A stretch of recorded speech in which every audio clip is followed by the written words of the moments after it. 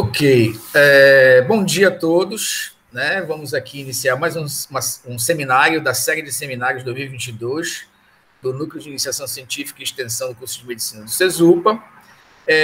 Hoje nós teremos uma apresentação ilustre, né, da nossa querida colaboradora, a doutora Aline Amaral Imbeloni, que é do Centro Nacional de Primatas, né, que é localizado aqui no estado do Pará, na cidade de Ananindeua, e ela vai apresentar um tema muito interessante, né, que fala exatamente de um modelo de infecção por Zika vírus em primatas não humanos, né? Trabalho que já foi, inclusive, teve resultados publicados em um jornal importante, e ela vai falar um pouquinho sobre isso para todos nós. Então, Aline, você fique à vontade para fazer a sua apresentação, e ao final dela a gente abre para questionamentos, para uma discussão livre para todos os participantes, ok? Ok. Então, fique à vontade. Tá bom. Bom dia a todos. Como o Cláudio já fez a minha apresentação, esse projeto ele foi tema do meu doutorado, né, que foi infecção experimental pelo vírus Zika nas fêmeas prenhas de Saibiri-Collins, né? Nós fizemos uma avaliação tanto do pré-natal como da síndrome congênita do Zika. Como a gente sabe, o Zika vírus é da família Flaviviridae, né, do gênero Flavivírus. A transmissão dele é mais vetorial, né, pelo Aedes aegypti, albopictus e o africanos também. A gente sabe que ele ganhou que tem uma grande relevância na saúde pública, né, a partir de 2015, quando teve um surto, né, no Nordeste, onde se teve 9 vezes mais casos de microcefalia, de alterações neurológicas, né, e que a OMS se atentou para o que estava acontecendo na região e decretou até estado de calamidade ali em fevereiro de 2016 por conta do aumento da microcefalia, né? E aí foi feito, né, essa associação com o Zika vírus, e aí teve a participação também do Instituto Evandro Chagas nesse nexo causal, onde foi isolado, né, o vírus em um feto, e aí se fez esse nexo causal entre a microcefalia e o Zika vírus. Aqui só um histórico para vocês entenderem, né? O primeiro registro de Zika foi no macaco rhesus, na floresta Zika, né? Na África, por isso que é o nome do vírus, vírus Zika, tá? E aí teve o primeiro caso ali em 54 na África e depois, né, foi se expandindo. E até que teve, em 2007, uma epidemia lá na ilha de Gape, na Micronésia, mas foi então, lá em 2013, com a epidemia da Polinésia Francesa, que se fez a associação do Zika vírus com a síndrome de Guillain-Barré, tá? Naquela ocasião, eles ainda não fizeram uma associação com casos de microcefalia, né? E aí, quando teve o surto no Brasil, no Nordeste, é que se viu também que lá na epidemia da Polinésia Francesa, eles fizeram depois um estudo, uma retrospectiva, né? E aí eles viram que também estava associado já, e que lá eles já tinham casos de microcefalia. Essa introdução do Zika no Brasil, ela pode ter dado em dois momentos, tanto em 2013, quando teve a Copa das Confederações, ou então na Copa do Mundo do Futebol e no Campeonato Mundial de Canoagem, que vieram até atletas da Polinésia Francesa. Eu coloquei aqui os aspectos clínicos, né? O Zika, a gente sabe que 80% das pessoas elas são assintomáticas e 20% são só sintomáticos, né? A gente tem aí os principais sintomas, como febre baixa no primeiro e no segundo dia, a artralgia, mialgia, edemas das articulações, tem também exantemas no primeiro e no segundo dia, hiperemia, conjuntivite, né, hiperemia ganglionar, esses são os mais frequentes. Eles confundem um pouco com outros arbovírus, como, por exemplo, dengue. E menos frequentes a gente tem também dores reto-orbital, vômitos, diarreia, né, queimação da mão, presença de sangue no esperma. O período de incubação, geralmente, em humanos é de 3 a 12 dias, né, um período virêmico curto. E no mosquito é de 7 a 14 dias, né? Uma média de 10 dias que a gente tem de período de incubação. Mas foi aqui, né, que o Zika ganhou uma relevância enorme por conta dos aspectos clínicos graves que tem esse vírus, tanto com a síndrome do Guillain-Barré, que causa essa neuropatia desmineralizante, né? E com os casos tanto dessa microcefalia congênita, como também a síndrome congênita do Zika, né? Casos de natimorto e casos de aborto, né? Eu coloquei só aqui para a gente entender um pouco a patogenia, né, do Zika e como é que interfere justamente no primeiro terço gestacional. Né? O Zika é transmitida pela picada do mosquito Aedes infectado. Né? Eu não sei se eu consigo mostrar aqui para vocês. Acho que eu consigo passando o mouse. Né? E tanto os fibroblastos dérmicos quanto os queratinócitos, eles são alvos, né, dessa infecção pelo Zika, né, que é transmitido pelas células dendríticas dérmicas, né, e que facilita essa disseminação do vírus. Né? E aí o vírus cai aqui, através de transcrição, ele tem receptores que estimulam o interferon e as citocinas, né, que aqui é a nossa primeira resposta antiviral, que são as citocinas, né? E aí depois ele replica nos linfonodos e aí cai na corrente sanguínea. Aqui, o primeiro terço gestacional nessa transmissão transplacentária, o que acontece? Tem as vilosidades coriônicas, né, os trofoblastos. Nesse primeiro terço gestacional, não tem ainda o estabelecimento dessa zona protetora do fibroblasto viloso. E aí o que acontece? No segundo e no terceiro terço, ele já consegue ter respostas antivirais com esses interferões, né? Ele consegue eliminar, ele consegue inibir essa replicação, né? Porque ele consegue aqui fazer com que ele haja os interferões e assim faça uma resposta antiviral. No primeiro terço gestacional, a gente não tem isso. Então, ele realmente passa, o vírus passa, né, e consegue atingir o feto como um todo, na placenta, causa alterações na placenta, e aí como ele tem um neurotropismo, ele vai para a região cerebral e aí causa os problemas que a gente tem das neuropatias, ele atinge as células progenitoras neurais, causa apoptose, causa outros danos, né, e aí por isso que é mais vulnerável o primeiro terço gestacional da infecção com Zika, tá? Aqui eu coloquei, né, o que a síndrome congênita do Zika caracteriza, que é a microcefalia, a ventriculomegalia, as calcificações cerebrais, a hidranencefalia, paraquigia, agiria, que são os giros do cérebro, né, a ausência dos giros do cérebro, atrofia cerebral, distúrbios da migração neuronal, a lisencefalia, que é aquela característica do cérebro totalmente liso, lesões oculares, os problemas auditivos, artroglicose e hidropsia fetal. Então, tudo isso caracteriza a síndrome congênita do Zika.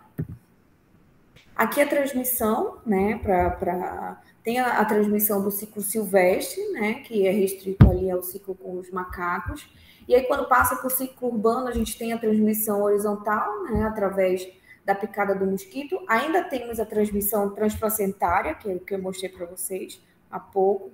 A transmissão pela relação sexual, pelo perinatal, né? E ainda tem a transmissão por transfusão sanguínea, né? Tudo isso já foi caracterizado, mas a gente sabe também que... E aí o vírus, ele também está presente, mas aí até então não se sabe se há uma transmissão. Na urina, ele tem na saliva, né? No sêmen a gente sabe que tem a transmissão, secreções vaginais e também o Zika está presente no leite materno.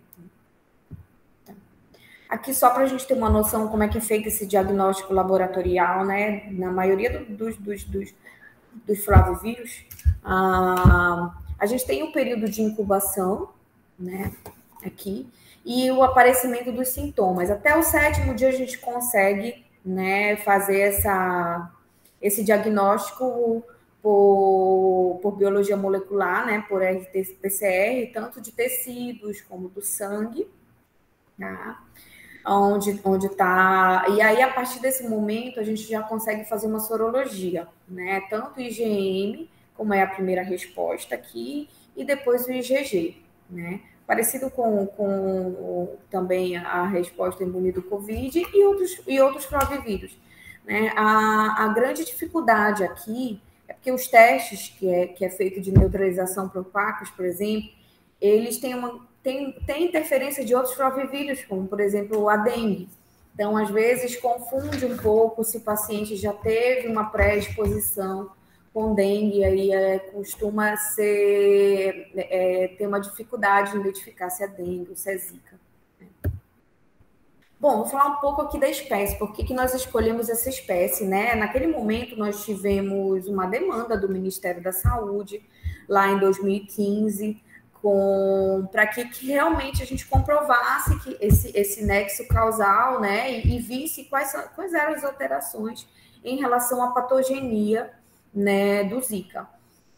Nós escolhemos o saimiricoline, que é um modelo já muito utilizado nas pesquisas biomédicas, é um modelo de médio porte, né? Já tinha sido utilizado em pesquisas de outras flavoviroses, como febre amarela e Zika, e em outros lugares, como no Texas, por exemplo, eles já tinham feito um experimento, né, que estava paralelo ao nosso, com Zika. Eles já tinham visto que o animal ele respondia e caracterizava o que acontece nos humanos, né? E a gente conseguia fazer ali a curva de viremia, a curva do IgG, IgM. Né? É um animal que tem uma curta duração, uma curta gestação, então dava para a gente acompanhar em um curto tempo e tinha um fácil manejo. A gente não precisava sedar o animal para conter e assim fazer, né, os procedimentos e avaliação. Tanto do ultrassom como coleta de material biológico, que a gente sabia ali também que a gente não podia sedar o animal, né? Por conta da gestação. É uma colônia estável do SEMP, né? E também ela tem uma reprodução sazonal. Então a gente sabe exatamente quando os animais vão entrar nessa fase de reprodução. Então a gente sabe os meses, né, que tem o nascimento dessa espécie. Então, eu coloquei os objetivos, foi avaliar o pré-natal das fêmeas de saimiricoline, tanto as não infectadas como as infectadas, experimentalmente com o vírus Zika, né? Porque a gente precisou definir parâmetros normais, tanto clínicos, hematológicos e de bioquímica sérica, de prenhas não infectados, porque na literatura a gente não tinha todos esses parâmetros, né? Estabelecer parâmetros de referência de ultrassom dessa biometria fetal para monitorar gestações e definir qual era a idade gestacional. A gente não tem dessa espécie ainda, né? Não tinha. Do saimiricoline. Descrever os parâmetros biomédicos e clínicos dos filhotes nascidos de mães saudáveis e não infectados pelo Zika. A gente também não tinha isso. Então, a gente precisou tanto fazer o controle, né, ao mesmo tempo fazer os infectados, para poder a gente fazer essa comparação do que era normal e do que era alterado. Fazer essa comparação, né, do desenvolvimento fetal do saimiricoline, tanto do infectado como não infectado.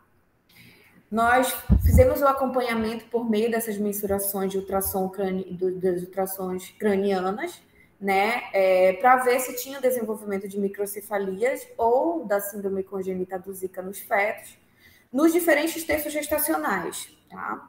Primeiro, segundo, terceiro terço gestacional. Avaliar essas alterações clínicas, hematológicas e bioquímicas relacionadas ao vírus, né, nesses animais infectados, nesses terços. Descrever qual era a curva da viremia nesses animais e também a curva da sorologia. E avaliar essas alterações neurológicas, tanto por meio de tomografia computadorizada e também por ressonância magnética dos filhotes da mãe infectadas, e também nós fizemos de uma mãe não infectada, de um filhote não infectado. Aqui nós tínhamos um projeto piloto, né, que era um projeto de infecção experimental pelo vírus. Esse projeto piloto ele foi importante para poder a gente ver a dosagem a quantidade de vírus que a gente poderia utilizar nesses animais, né? E aí nós estabelecemos, através do projeto piloto, qual era a dosagem, né? Nesse momento nós tivemos óbito dos animais, e aí a gente foi adequando a uma dose que não causasse o óbito do animal, né? E aí também teve uma divisão, né? Era divisão tanto da avaliação do pré-natal da síndrome congênita do Zika, que aí nós vimos tanto os parâmetros normais da espécie como os parâmetros do apêndice B, que foi justamente o artigo que saiu no grupo da Nature. E também a avaliação das alterações da histopatologia, né, e do perfil da resposta imune, que também foi um outro artigo que saiu do grupo da Nature, na Scientific Report. Tá? Mas eu vou mostrar para vocês os resultados da avaliação do pré-natal e da síndrome congênita do Zika, né, com as alterações de imagem. Eu vou mostrar um pouco como foi a nossa metodologia, né? Nós temos um galpão de reprodução, que os animais eles vivem em grupo, média de 2 machos, 5 fêmeas. Fizemos uma triagem, né, com uma avaliação clínica, hematológica, né, bioquímica. E nós fazíamos, nesse período da reprodução, que era o segundo semestre, uma avaliação ultrassonográfica de 20 em 20 dias. Quando a gente conseguia identificar, né, a prenhez, aí a gente passava os animais para o galpão de reprodução, para o galpão de experimentação.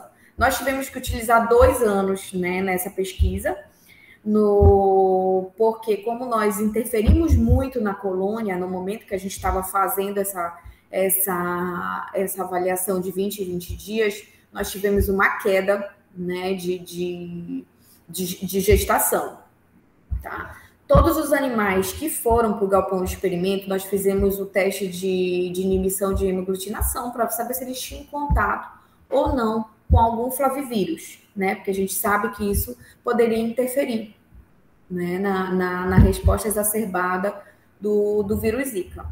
E nenhum desses animais que engravidaram, que nós utilizamos no projeto, eles tinham a resposta já a flavivírus. Aqui nós dividimos, né, os grupos, nós tivemos 6 grupos. O primeiro, segundo, terceiro grupo e o quarto grupo foram de fêmeas prenhas, né, que nós fizemos 4 animais no primeiro terço gestacional, 3 animais no segundo terço gestacional, nós fizemos a infecção, e 1 animal no terceiro terço gestacional. Aqui só 1 animal, porque eram mais 2 animais, mas os animais tiveram aborto espontâneo antes da infecção, né? Porque a gente tinha que esperar até o terceiro terço gestacional, e aí, por estresse, esses animais tiveram aborto, e a gente só teve 1 animal para infectar no terceiro terço gestacional.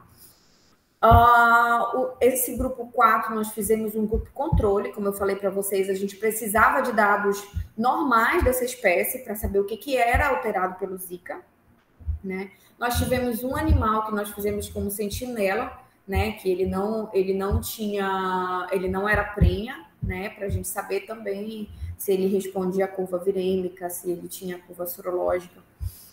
E o grupo 6, que foi o grupo que depois nós só acompanhamos na parte da hematologia, né? Hematologia para a gente padronizar também e fazer um outro artigo sobre hematologia e hematologia de animais prenhas, né?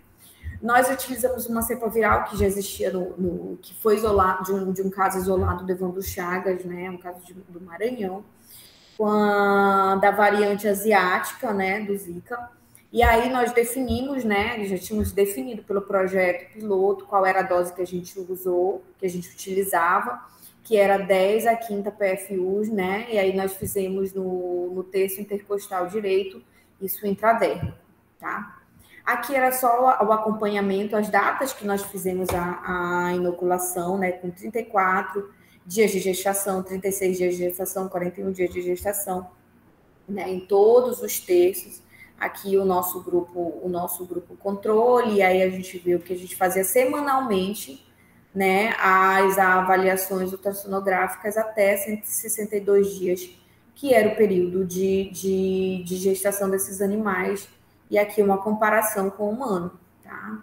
Aqui eram feitas coletas de sangue, né, e as ultrassonografias. O que nós fazíamos na coleta? Após a infecção, nós coletávamos no dia 2, 5, 7, 10, 14, 21 e 35, tá? Nesse momento, a gente também fazia uma avaliação clínica. A gente avaliava a mucosa oral, qual era o grau de hidratação, a temperatura retal, o peso desses animais a gente avaliou de 0 e 35, se tinha erupções cutâneas, se tinha conjuntivite, qual é a escória corporal desses animais, né? E também, nesses dias determinados, nós fazíamos a coleta, tanto para a biologia molecular, quanto para a sorologia, né? E hemograma e bioquímica, tá? A sorologia, naquele período, nós fizemos só IgM, porque era o que o Evandro Chagas, na época, já tinha padronizado. Então, a gente não tinha, naquela época, a padronização de IgG, por exemplo. E aqui, né, a gente fazia, né, o RT-PCR, para pesquisa do genoma viral, aqui toda a parte hematológica que nós fizemos, de leucócitos, seus diferenciais, a parte branca e a parte vermelha, né, a série branca e a série vermelha, a parte da bioquímica. Nós utilizamos a ALT, a AST, a proteína total, bilirrubina, albumina, fosfatase alcalina, ureia, creatinina, para a gente saber se tinha alteração, né, em relação ao zinco também, porque a gente queria padronizar na gestação qual seria as alterações desses parâmetros, tá? E aqui a sorologia, que também foi padronizada nesse estudo para a sorologia dessa placa do IgM. Tá? Bom, e também, semanalmente, nós fazíamos, né, o acompanhamento ultrassonográfico das fêmeas, né, onde a gente media o saco gestacional, né, aqui a gente fazia o diâmetro crânio-caudal, dorso ventral, né, e transversal, a circunferência craniana, diâmetro biparietal, diâmetro occipitofrontal, o comprimento do fêmur, o comprimento da cabeça nádega do filhote, do feto, quando a gente já identificava, né? Aqui a circunferência abdominal, circunferência torácica, e aqui o momento que a gente já conseguia identificar, né, fígado, estômago, intestino, pulmão, coração, né? E também fazíamos uma avaliação dos ventrículos. Bom, a partir do nascimento dos animais, nós fizemos tomografia e ressonância em um animal de cada terço gestacional, por questões realmente de custos, né, que a gente não tinha essa parceria, a gente tinha que custear essa avaliação na época, né, de ultrassom, ou de TC e de ressonância.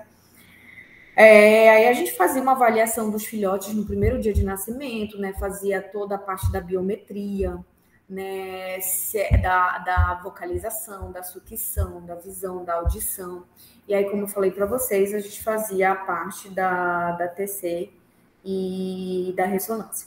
No quinto dia, nós fizemos a eutanásia da mãe dos filhotes, né? E assim a gente fazia a necrópsia. Nós esperamos, né? Nós não fizemos a eutanásia logo no início, porque a gente queria verificar como era o comportamento do animal até o quinto dia, né? Mas a gente não pôde esperar mais ainda, que seria mais interessante, porque também tinha a questão da biologia molecular, que a gente queria ver as alterações no histopatológico também, tá? E aqui é só os resultados que é um artigo que ainda não foi publicado, mas já está sendo finalizado, que é quantos parâmetros normais, né, da gestação, né? Aqui aí a gente viu que é muito similar ao que acontece nos humanos até a 5ª semana, onde a gente já consegue identificar, né, todos os órgãos. Lógico, aqui é até a 23 semanas gestacionais, e aqui daqui para cá muda completamente, né, em humanos. Mas o interessante para a gente, e eu acho que para a pesquisa com o Zika é fundamental, é a gente entender que no primeiro terço gestacional é muito parecido com o que ocorre em humanos, né? Nós fizemos também uma análise para ver qual era o parâmetro que melhor identificava a idade gestacional, né? E a gente viu que, assim como humanos, é o DBP, né? O diâmetro biparietal. E aqui estão todos os pontos, né, que a gente conseguiu identificar. O embrião, ele é visto de 7 a 9 dias, parecido com o humano, né? Então, ele realmente é um excelente modelo para gestação, tá? Para comparar a gestação. E aqui são os resultados que eu coloquei da infecção que nós fizemos com o Zika, né? Tanto no pré-natal como no pós-natal, no pós-natal. Bom, aqui eu coloquei para vocês, né, que o primeiro grupo, que é o grupo infectado no primeiro terço gestacional, né, segundo terço gestacional e terceiro terço gestacional, grupo controle. E o quinto, que é a fêmea infectada não prenha, tá?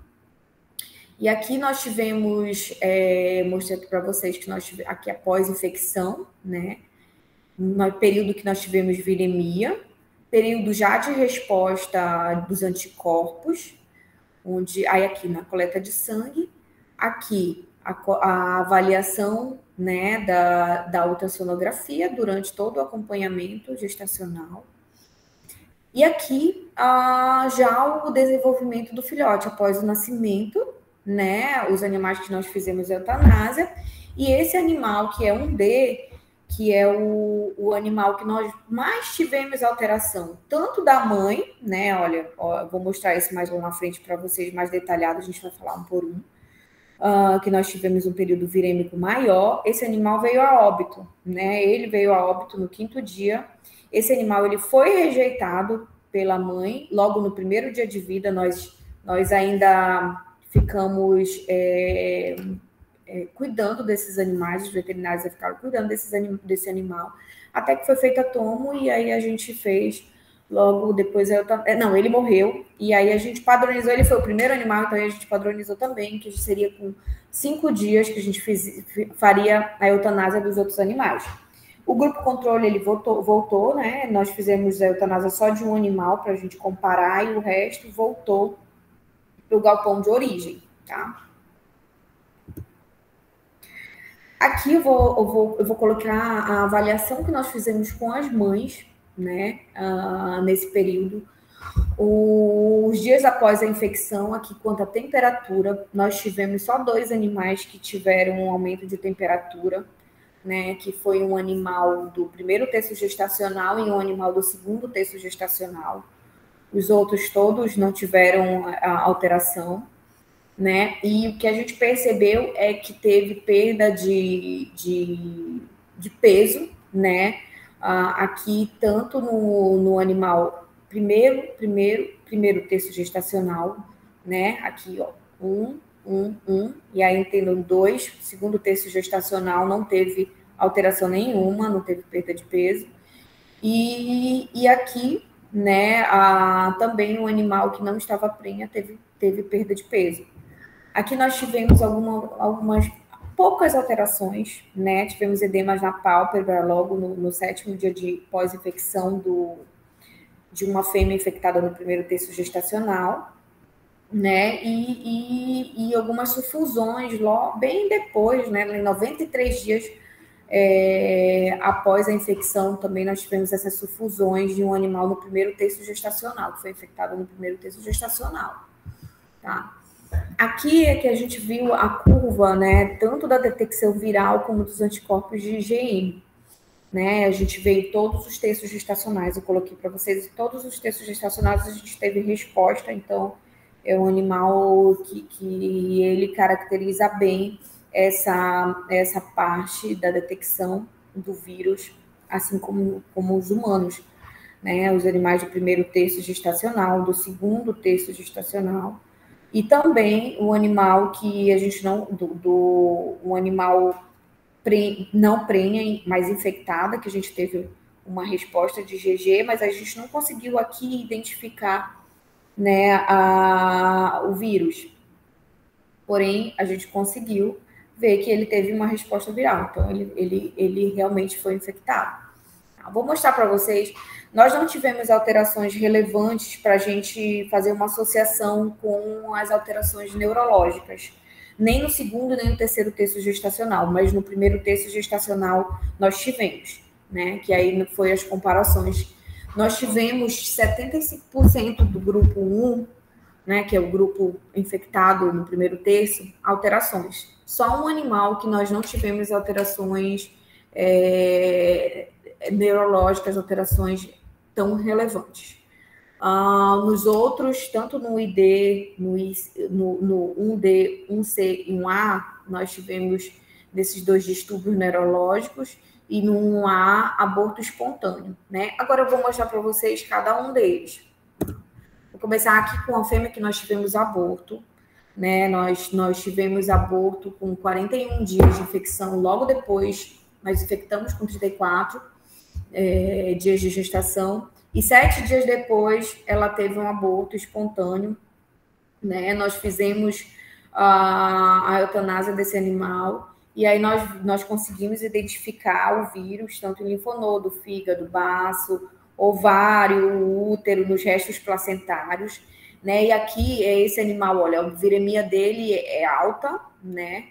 E aí nós não tivemos tempo, né? Como foi nos 7 dias, para ele ter uma resposta sorológica, né? Aí teve um aborto espontâneo, mas a gente pode associar que a viremia foi bem alta nesse animal.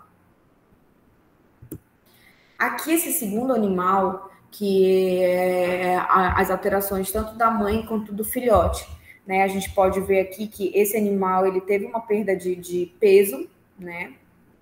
Durante a viremia, o período de viremia. Não teve uma resposta tão grande na viremia, né? E também na sorologia não teve uma resposta logo de imediato. Porém, ele teve algumas alterações nos ventrículos, né? Ele teve edema ventricular, ele teve uma alteração aqui vista no final da gestação, né? E aí isso foi comprovado na histopatologia, quando a gente viu edema, uma ventriculomegalia leve, tá? Ele tinha uma hemorragia, né? Em todo uma congestão, né, em todo o cérebro, e ele tinha ausências de suco, ele tinha essa ausência do suco parietal, ele tinha aqui era a região onde tinha o edema, então ele tinha um afrouxamento dessa região aqui, tá?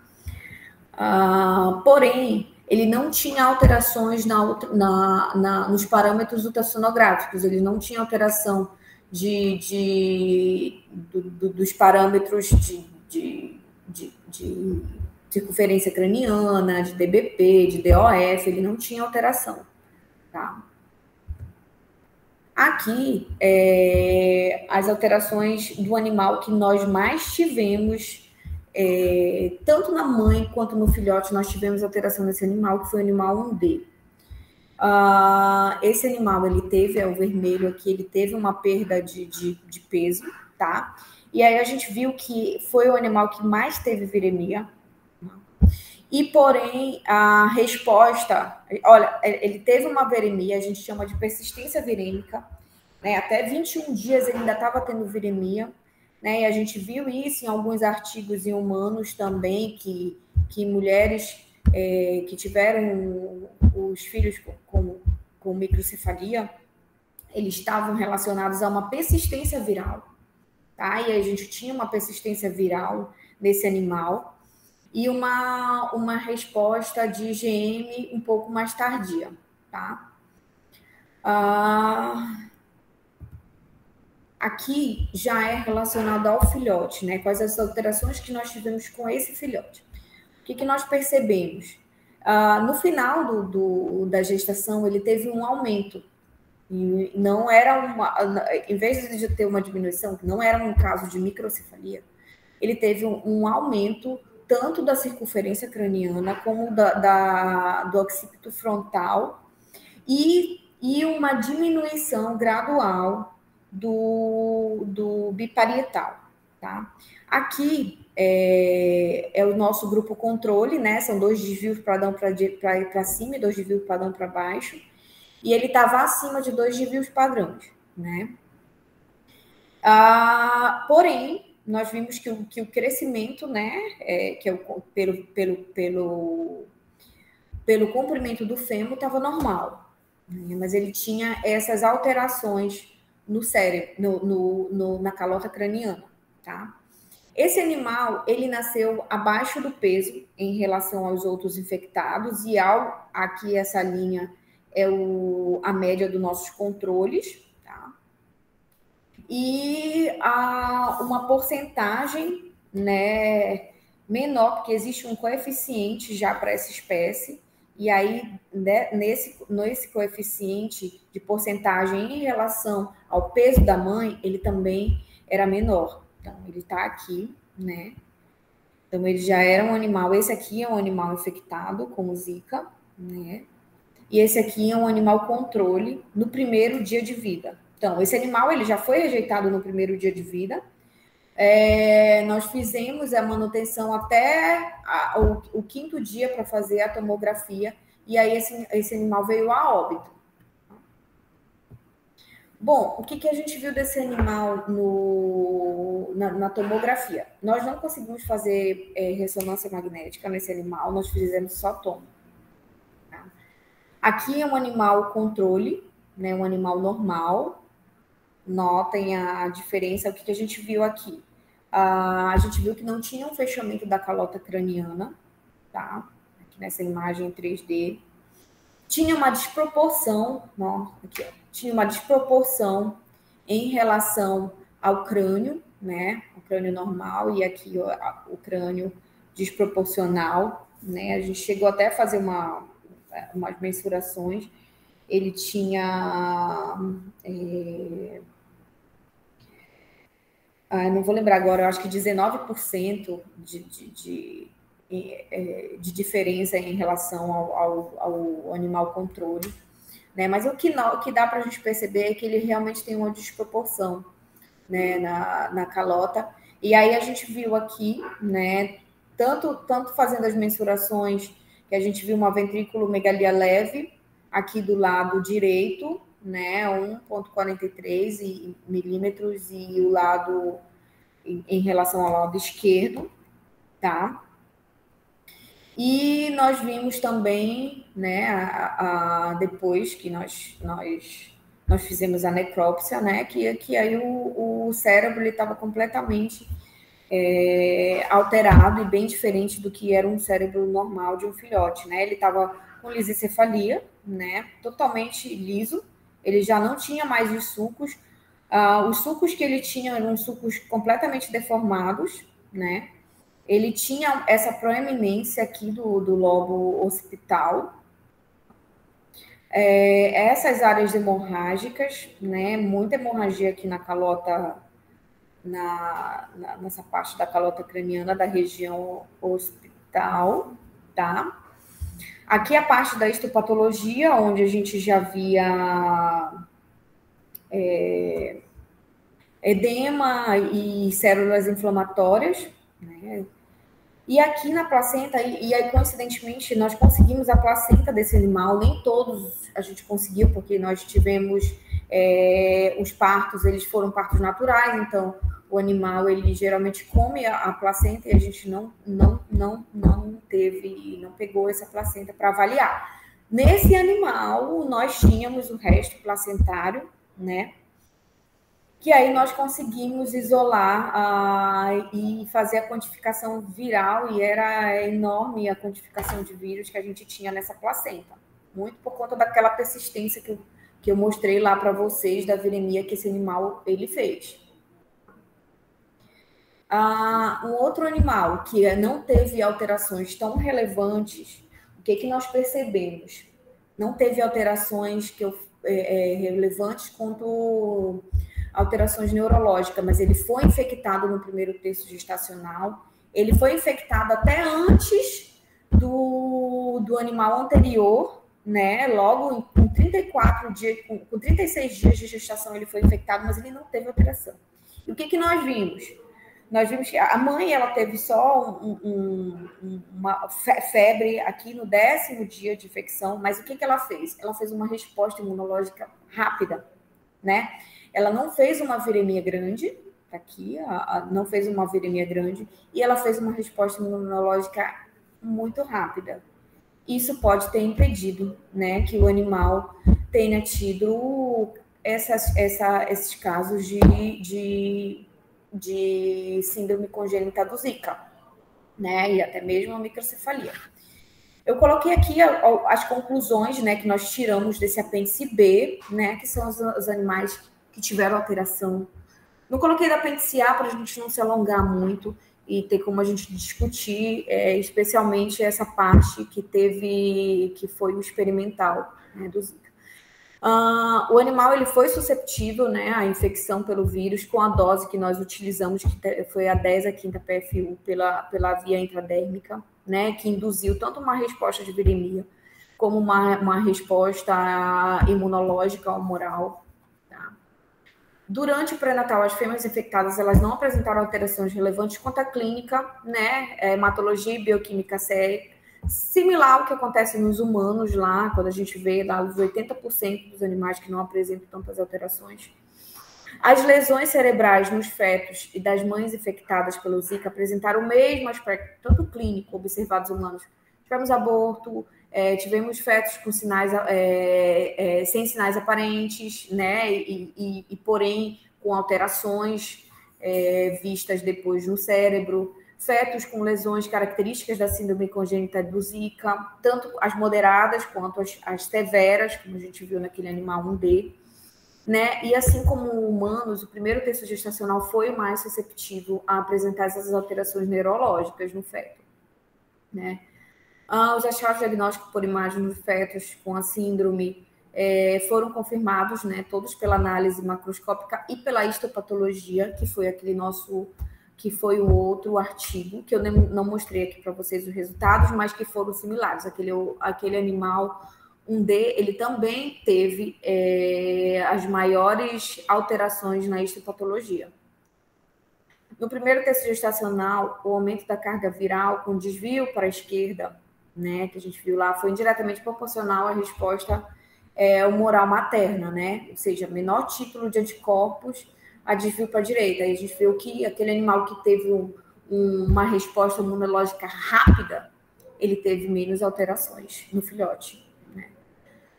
A gente viu, né, que no primeiro terço gestacional, quanto maior o título viral sérico das mães, foi o animal que teve maiores gravidades das lesões fetais.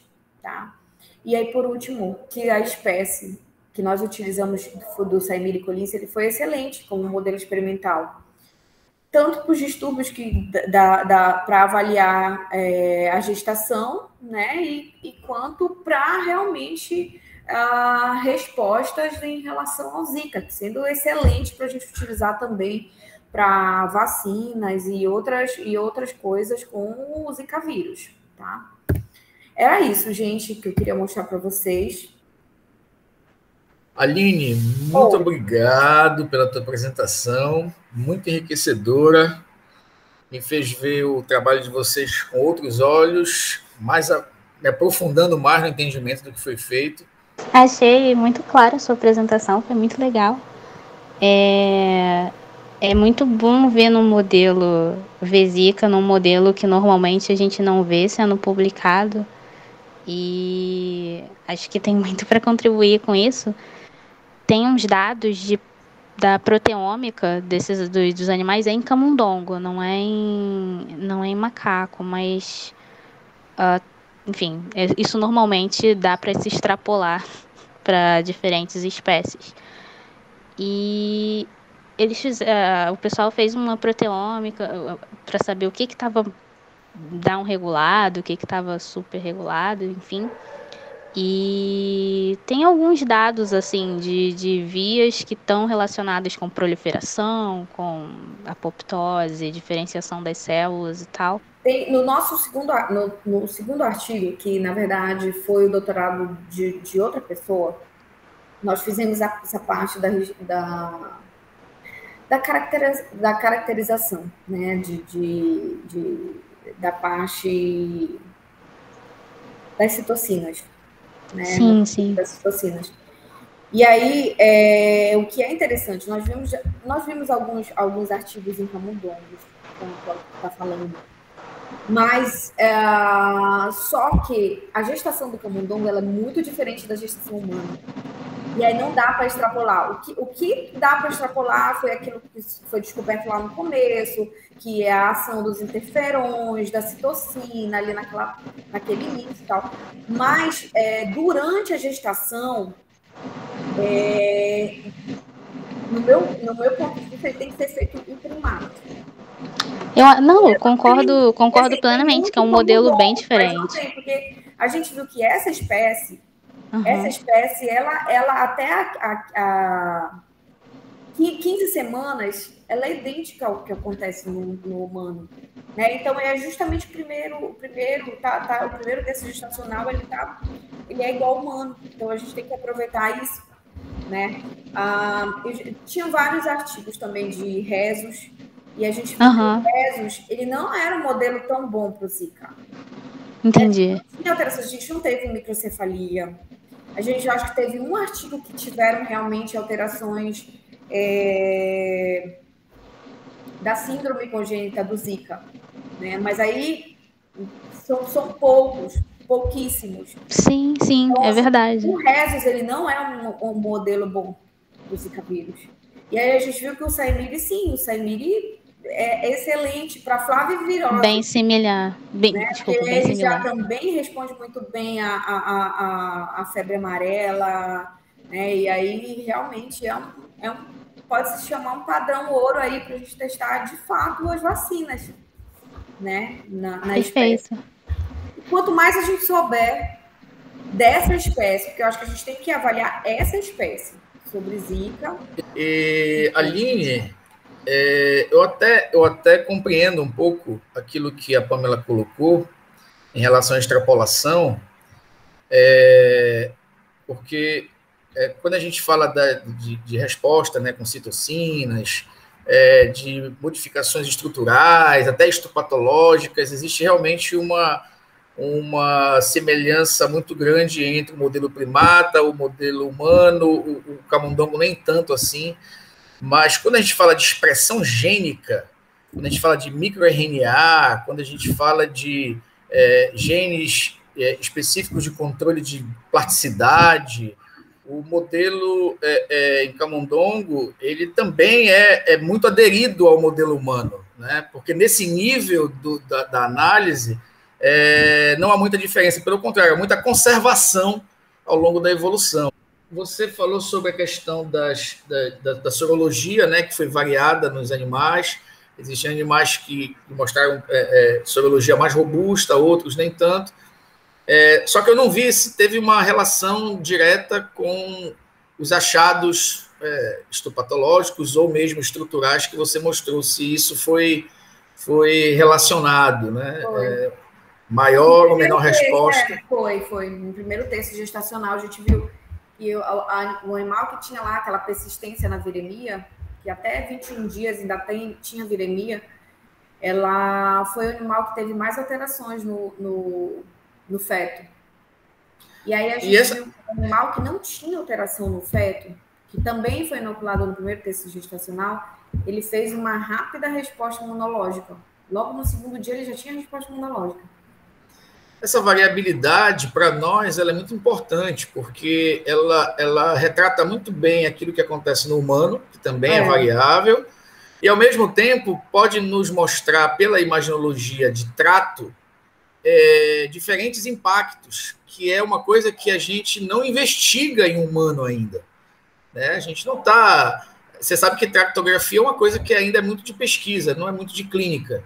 mas que consegue ver coisas que talvez sejam importantes, inclusive, para a clínica humana ter esse conhecimento translacional, né? É fundamental. Por exemplo, grávidas, que aí faz um acompanhamento e vê que teve zika ali e tem uma persistência viral, aí seria excelente fazer essa parte, olhar realmente essa parte de imagem, porque provavelmente vai ter, porque está ali o vírus, como ele tem um tropismo pelas células neurais, ele vai ficar lá.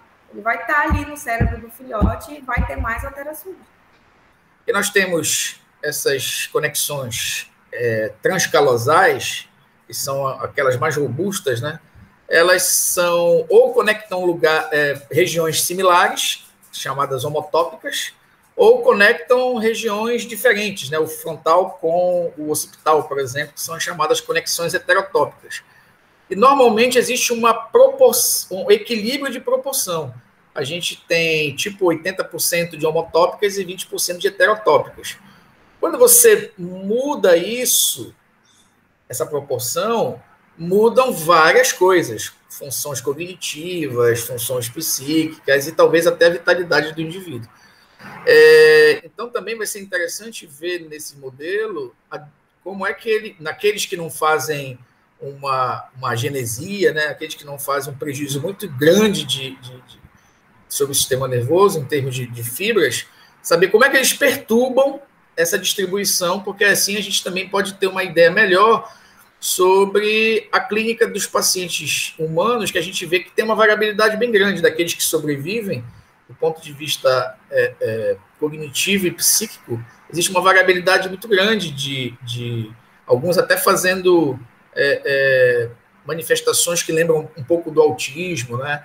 E essa distribuição de fibras, ela tem uma associação um pouco já desenhada em relação a esses transtornos do neurodesenvolvimento, né?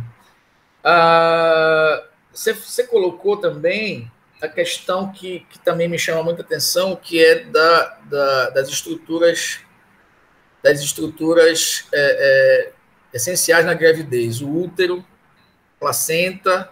Eu não vi cordão umbilical, né? E você falou também que vocês fizeram aí ultrassom, tal. Não sei se vocês fizeram um controle, por exemplo, de uma possível síndrome hipertensiva nessa grávida. Vocês fizeram uma avaliação daqueles índices que são medidos no cordão umbilical pelo Doppler, porque assim são variáveis que estão muito associadas com malformação congênita, né? Então a gente filtrar isso também acho que é importante para fortalecer o modelo, no sentido de mostrar que é realmente a infecção, né? Assim, a gente viu que tem vírus no cérebro do feto, mas a gente também viu que o impacto do vírus na mãe, quando é importante, quando é persistente a viremia, o impacto no feto é maior. Então, assim, a gente acaba não sabendo tanto se o impacto do vírus na mãe é mais importante para a malformação do feto do que a infecção direta do feto. Em que proporção a contribuição de ambas as coisas? Isso que eu quero dizer. Inclusive, Cláudio, a necrópsia das mães já foi visto que já foi analisado algumas lâminas e tal do cérebro das mães, e também tem bastante vírus nas mães, né? Não tem alterações, mas tem presença de vírus no cérebro, né, das mães. E essa persistência, ela é muito relacionada a esse tropismo que eu te falei, né? O tropismo do cérebro do filhote, ali nas células progenitoras. E aí, então, quanto mais vírus ali, mais dano está causando. E aí o feto fica praticamente tomado de vírus, e aquilo ali vai em circulação da mãe, e aquilo vai se mantendo. Ok, então, meninas, obrigado.